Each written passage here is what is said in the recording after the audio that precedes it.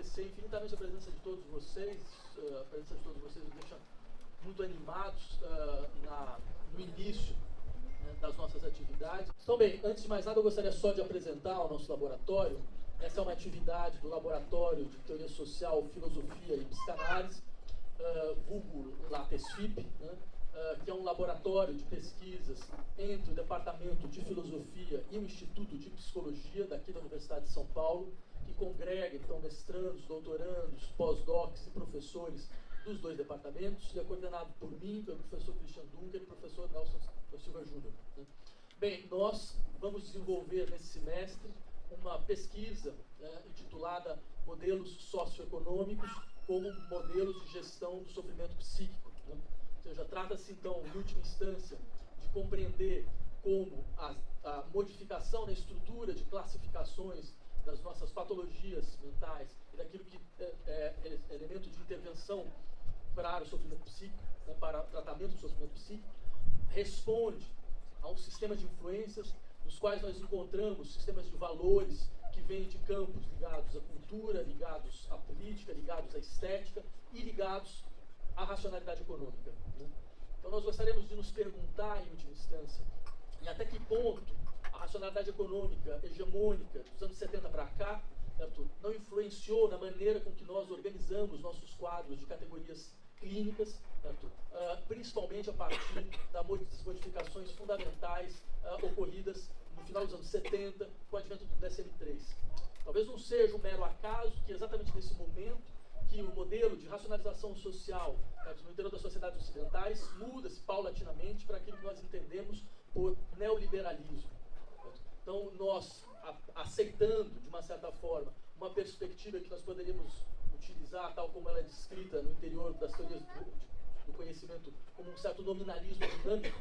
Então, essa ideia que categorias clínicas, elas não só descrevem, certo, realidades exteriores, mas elas produzem tais realidades. Né? Da mesma forma como nós poderíamos dizer, esse é um exemplo tradicional que é utilizado, por exemplo, que o homossexualismo foi uma produção do século XIX, antes do século XIX, antes da configuração das perversões, a partir desses 4 grandes eixos, como nós encontramos, por exemplo, no Kraft-Ebing, né, no qual o homossexualismo aparece como um desses eixos fundamentais. Né.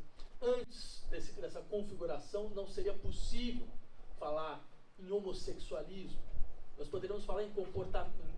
Claro que sempre houveram comportamentos, certo, de pessoas que têm escolhas de objetos, pessoas do mesmo sexo, mas a ideia de que esses comportamentos fundavam uma identidade e a ideia que seria possível fazer uma divisão na sociedade entre as pessoas que tendencialmente tinham um determinado tipo de escolha ou tendencialmente outro determinado tipo de escolha é uma invenção do século XIX. Basta a gente lembrar, por exemplo, comportamentos que nós chamamos como homossexuais existiam de maneira completamente ritualizada e presente na Grécia Antiga, mas, no entanto, não passava na cabeça de nenhum grego dividir a sociedade entre aqueles que, de uma forma, teriam tendencialmente um comportamento direcionado a esse tipo de escolha e outros não. A divisão, nós sabemos, que prevalecia entre os gregos, era uma divisão entre aqueles que são capazes de controlar e não são capazes de controlar seu desejo, que eliminava por completo a possibilidade de alguma coisa como o homossexualismo, tal como nós entendemos. Então, ou seja, a produção da categoria clínica, ela produz um tipo de identidade social. Esse tipo de identidade social, ele produz efeitos. Esses efeitos são, ao mesmo tempo, retroativos, eles reconfiguram os efeitos passados e eles são projetivos.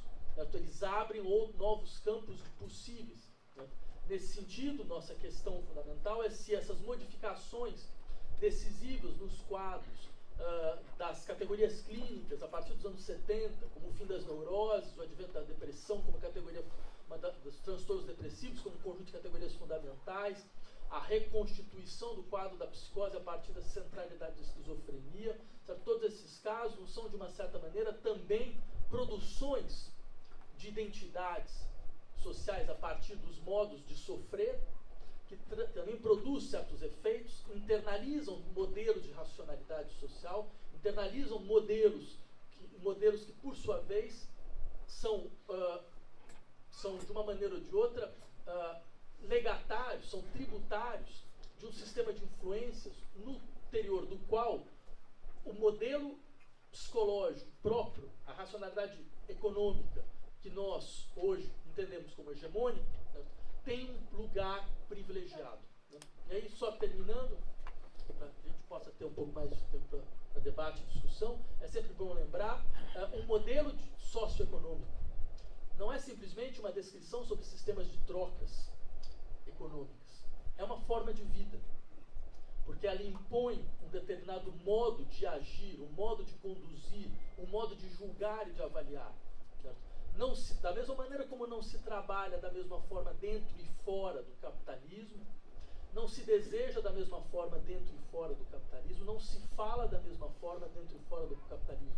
Desejo, trabalho e linguagem se modificam brutalmente a partir da reordenação dos modos de reprodução material da vida próprio a certos sistemas socioeconômicos. Então, levando isto em conta, nós podemos então afirmar que se nós estamos falando não só de um modelo econômico, mas de uma forma de vida que traz no seu bojo uma certa psicologia implícita, há de se perguntar, e essa questão ela faz todo sentido, se essa psicologia implícita ela não serve, em larga medida, como um dos orientadores das modificações da compreensão do que significa sofrimento, da compreensão da maneira como se nomeia sofrimento e também da compreensão como se entende a cura a tais sofrimentos. Esse tipo de questão que saiu um pouco de circulação devido à nossa fixação e ao nosso fascínio pelas descobertas de paralelismos entre estados mentais e estados cerebrais, certo? E essa guinada farmacológica da clínica do sofrimento psíquico, certo? Ela tem todo o seu direito de cidade, ela tem todo o seu direito de ser recolocada, certo? Para que nós possamos então entender de maneira um pouco mais precisa o que significa sofrer hoje. Era isso, só passar então para o bicho.